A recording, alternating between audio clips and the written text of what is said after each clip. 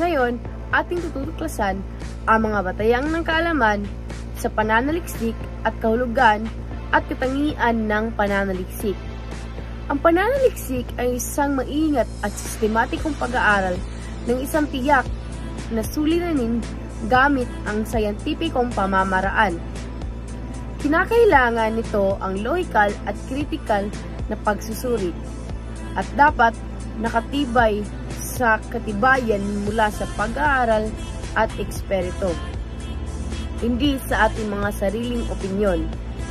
Bagamat inituturing ng marami na mahirap ito, napapamadali ang proseso ng pamamagitan ng patuloy na pagsasanay. Kaya, bukod sa pagtuklas ng kaalaman, mahalaga rin ang pananaliksik sa pagpalalim ng pag-unawa sa mga isyong panlipunan at agham. Nakatutulong ito upang magawa ang matalinong desisyon, makabuo ng mabagong solusyon, at makapag-ambag sa pagunlad sa bansa. Sa pamamagitan nito, naiaangat ang kalidad ng edukasyon, agham, at pamumuhay ng mga tao. Sunod naman ay ang katangian ng pananaliksik. Ang pananaliksik ay isang sistematiko at kritikal na pagsusuri ng isang phenomenon. Kaya naman, ginagawa ang pananaliksik sa maayos at organisadong pamaraan upang masuri ng mabuti ang isang phenomenon o paksa. Pangalawa, ito ay yumayapak sa sayantipikong pamaraan o metodo. At nakabatay ito sa mga hakbang at proseso ng agham upang matiyak ang katumpakan ng resulta. Kasunod dito ay ang objektibo at lohikal. Ito ay nakatuon sa katotohanan at lohikal na pag-iisip, hindi personal na opinyon. Pang-apat, ito ay batay sa naobserbahang karanasan o empirical na katibayan. At ginagamit ito ng aktwal na karanasan at dalos upang masusuportahan ang mga konklusyon. Panglima, ang research ay tumutugon sa paghahanap ng kasagutan sa mahalagang katanungan at solusyon o kalutasan sa mga problema o suliranin. Kaya, tunin nitong makahanap ng sagot o solusyon sa mga mahalagang tanong at problema. Pang-anim, ito ay nagbibigay diin sa pag-unlad ng mga pamatayan o teorya. Kaya nakatuon ito sa pagbuo o pag-unlad ng mga teorya at pamantayan na nakakatulong sa lipunan. Sa madaling salita, ang pananaliksik ay objektibo, sistematiko at siyentipikong proseso na nakabatay sa ebidensya, may layunin, lutasin ang mga problema at palawakin ang kaalaman. Ngayon, pumunta na tayo sa responsibilidad ng mananaliksik. Gaya ng nabanggit sa mga naunang natalakay, ang pananaliksik ay isang komprehensibong gawain lalo na sa mga mag-aaral. Tunghayan ang ilang responsibilidad ng isang mananaliksik. Una ay ang pagkamatiyaga. Pangalawa ay ang pagkamaparaan. Pangatlo ay ang pagkamasistema sa gawain. Pang-apat ay pagkamaingat. Panglima ay pagkamapanuri o kritikal. Pang-anim ay ang pagkamatapat. Pang-pito ay pagiging responsable. At ngayon ay aking ipapaliwanag ang siyam na hakbang sa pagbuo ng sulating pananaliksik. Una dito ay pagpili ng mabuting paksa. Ito ang unang hakbang sa paggawa ng pananaliksik. Dito tayo pumipili ng paksa na kawili-wili, makabuluhan at kaya nating saliksikin. Ang magandang paksa ay nagbibigay daan sa isang matagumpay na pananaliksik. Ang pangalawa naman ay pagbuo ng pahayag na thesis. Ang thesis statement ay nagsasaad ng ating posisyon o layunin sa pananaliksik. Ito ay dapat na malinaw kung ano ang gusto nating patunayan at ipaliwanag.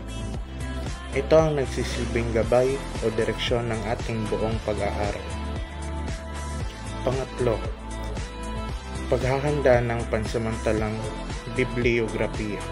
Sa hakbang na ito, naghahanap tayo ng pagkakatiwalaang sangguniang tulad ng mga aklat, artikulo, at mga impormasyon sa internet. Dapat siguraduhin na tama at totoo ang mga impormasyong kukunin. Ika-4 na hakbang, paghahanda ng tentatibong balangkas. Ang balangkas ay parang mapa ng ating pananaliksik. Dito inilalagay ang pagkakasunod-sunod ng mga ideya upang malinaw at maayos ang ating pagsusulat. Pang-5 hakbang, pangangalap ng tala o note-taking. Sa bahaging ito, kinukolekta natin ang mga impormasyon mula sa sanggunian. Maaari tayong gumamit ng 3 uri ng tala. Tuwirang sipi kung ito ay direkta nating kinopya ang sinabi ng may akda. Hawig kung isinalin natin sa sarili nating pananalita. Buod naman kung pinapaikli natin ang pangunahing ideya. 6 naman ay paghahanda ng final outline. Inaayos natin ang ating mga ideya batay sa nakuha nating impormasyon. Tinatanggal ang mga hindi kailangan at pinapaganda ang daloy ng ideya. 7 hakbang, pagsulat ng borador. Ito ang unang draft o unang version ng ating pananaliksik. Dito natin ilalagay ang lahat ng ideya ayon sa ating final outline, kasama ang introduction, katawan at konklusyon, pagwawasto at pagrepesa ng borador. Sa hakbang na ito ay sinusuri at inaayos ang draft. Tinitignan ang mga mali sa baybay, bantas at gramatika. Inaayos din ang nilalangan at bibliografiya para maging maayos at kumpleto ang pananaliksik. Panghuling hakbang ay ang pagsusulat ng pinal na sulating pananaliksik. Ito ang huling kopya ng ating pananaliksik. Dapat malinis, maayos ang format at handang ipasa o i-representa. Tiyaking tama ang lahat ng detalye at kompleto ang mga sanggunian. Magandang araw, ngayon ay aking tatalakayin ang tungkol sa etika ng pananaliksik. Ano ba ang etika ng pananaliksik? Ang etika ng pananaliksik ay ang mga alintuntunin na dapat gawin ng isang mananaliksik upang matiyak ang kanyang pag-aaral ay tapat, sapat at may respeto sa mga taong sangkot. May 4 na pangunahing tuntunin dito. Ang una ay paggalang sa karapatan ng iba. Dapat igalang ng mga mananaliksik ang mga respondents.